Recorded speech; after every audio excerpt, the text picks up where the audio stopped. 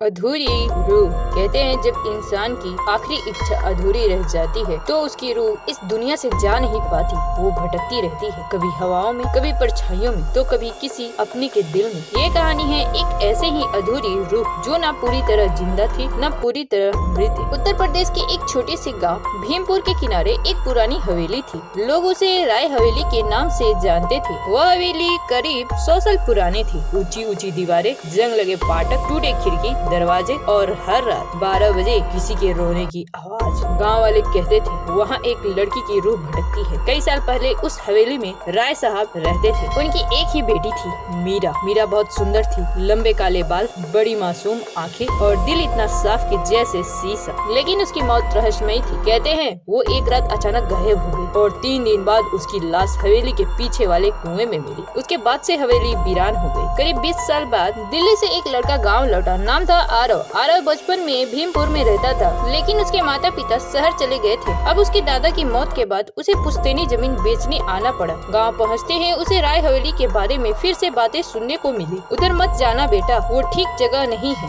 रात में कोई रोता है वहाँ। आरव इन बातों पर विश्वास नहीं करता था। वो पढ़ा लिखा, समझदार और तर्के सोच वाला लड़का था। एक शाम वो जिज्ञासा में राय हवेली के पास चला गया। हवा अचानक ठंडी हो गई। फाटक अपने आप हल्का सा हिला। कर की आवाज आई। आरव ने हिम्मत करके अंदर कदम रखा। हवेली के अंदर धूल जमी थी, दीवारों पे जाले लटके थे। अचानक उसे किसी के पैरों की आहट सुनाई दी। कौन है वहाँ? आरव ने आवाज लगाई। कोई जवाब नहीं, लेकिन फिर ऊपर वाली बालकनी में उसे एक सफेद साया दिखाई दिया। लंबे बाल, सफेद कपड़े और स्थिर खिड़की आकृति। आरव की सांस रुक गई। वो लड़की धीरे धीरे मुड़ी, उसकी आंखें गहरी दर्द से भरी हुई। तुम यहाँ क्यों आए हो? आवाज बहुत धीमी थी लेकिन साफ। आरव के पैरों तले जमीन खिसक गई। तुम कौन हो? उसने हकलाते हुए पूछा। लड़की मुस्कुराई। मैं यहाँ से कभी जा नहीं पाई। इतना कहकर वो अचानक गायब हो गई। अगले दिन आरव ने गांव के बुजुर्ग से मीरा के बारे में पूछा।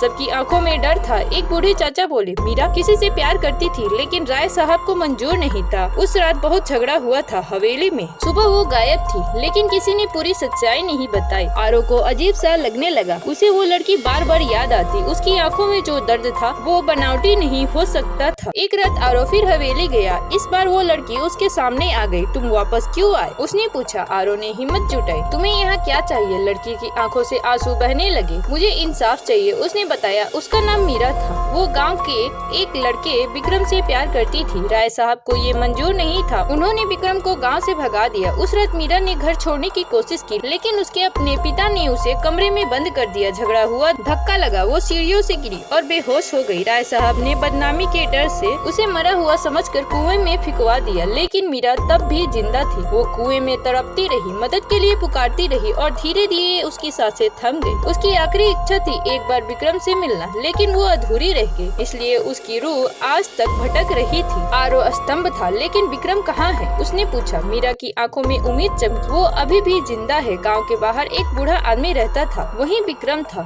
वो कभी शादी नहीं कर पाया। उसने पूरी जिंदगी मीरा के नाम कर दी। आरव ने तय किया वो मीरा की आखिरी इच्छा पूरी करेगा। अगली रात आरव विक्रम को हवेली लेकर आया। विक्रम ने जैसे ही हवेली के अंदर कदम रखा, हवा भारी हो गई। मीरा, उसने कांपती आवाज में पुकारा और तभी सामने सफेद रोशनी में मीरा प्रकट हुई। विक्रम की आंखों से आंसू बहने लगे। मैं तुम्हें लेने आया था उस रात, लेकिन मुझे जाने नहीं दिया गया। मीरा मुस्कुराई। मैं जानती हूँ। दोनों एक दूसरे को देख रहे थे, लेकिन वो छू नहीं सकते थे। मीरा बोली, अब मेरी रूह को सुकून मिल जाएगा। धीरे धीरे उसका शरीर रोशनी में बदलने लगा। आरव धन्यवाद। और अगली ही पल वो गायब हो गई। हवेली में गूंजती रोने की आवाज हमेशा के लिए बंद हो गई। सब कुछ खत्म हो गया था, या शायद नहीं। कुछ दिन बाद आरव को पता चला विक्रम की उसी रात नींद में मौत हो गई। गाँव वालों ने कहा वो मीरा के पास चला गया और हवेली अब वहाँ सन्नाटा था, लेकिन डर नहीं। कभी कभी पूर्णिमा की रात दो परछाइयां बालकनी में साथ खड़ी दिखती है, जैसे दो अधूरी रूहें अब पूरी हो चुकी हो। कुछ कहानियाँ मौत पर खत्म होती हैं, कुछ प्यार अधूरा रहकर भी अमर हो जाता है और कुछ रूहें बस एक आखिरी मुलाकात की इंतजार में सालों तक भटकती रहती है। अधूरी रूह सिर्फ एक डरावनी कहानी नहीं, ये एक अधूरी मोहब्बत की दास्तां है।